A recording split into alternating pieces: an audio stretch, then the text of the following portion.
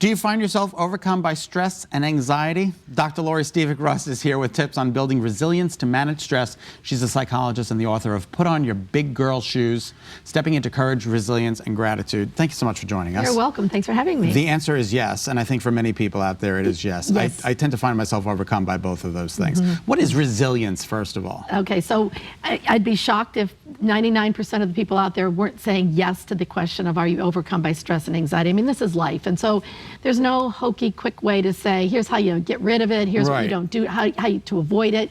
What really is the trick in all of this is building resilience in between our stressful moments to help sustain us and give us a strong core to cope with it. It's our ability to bounce back from adversity. Bounce back, so bouncing back from adversity. Is absolutely what resilience is about.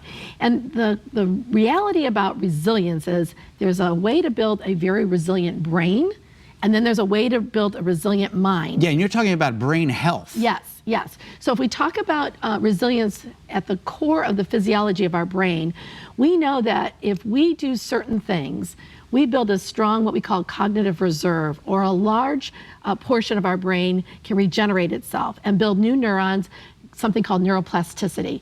That is a resilient brain that can fight off diseases and infections and illnesses. It puts us in our best core physical state to protect ourselves from things even like Alzheimer's disease.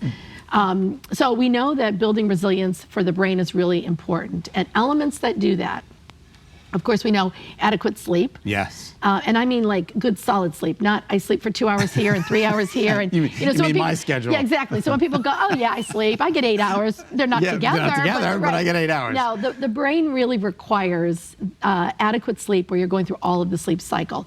Because it's important for the brain, this is when the brain is at its most active. When we're sleeping, the brain is active, doing all kinds of things. It's consolidating memories, it's learning, it's taking all the information from the day, it's putting into a fabric so that you can retrieve it when you wake.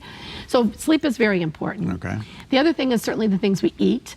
So anything that's good for the heart, we know is good for the brain and builds a strong, resilient brain.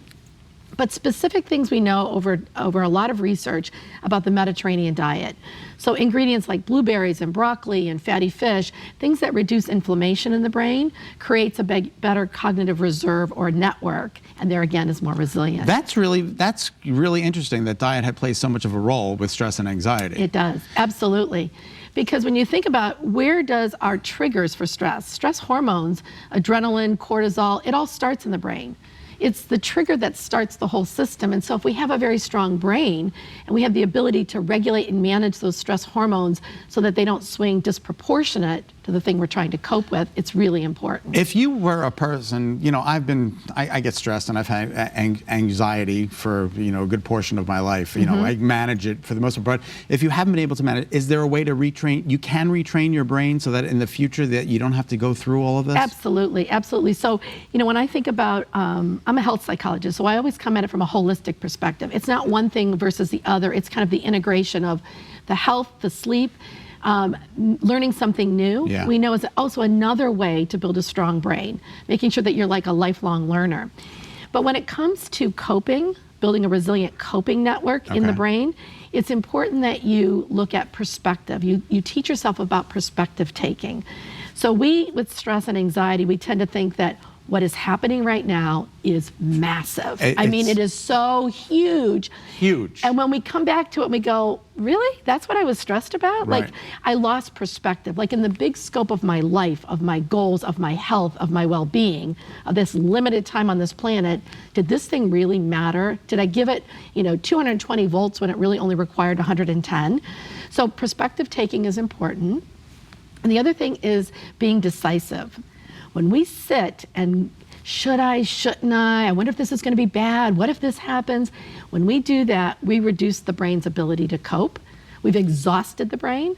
Indecision is the worst thing when it comes to stress and anxiety. So make a decision. Make a decision. Whether it's... And if the consequences are something you have to cope with or deal with, and I'm not talking about being impulsive. I mean, a well thought out decision, but sometimes people can weigh the risks and benefits of a decision and chew on that forever.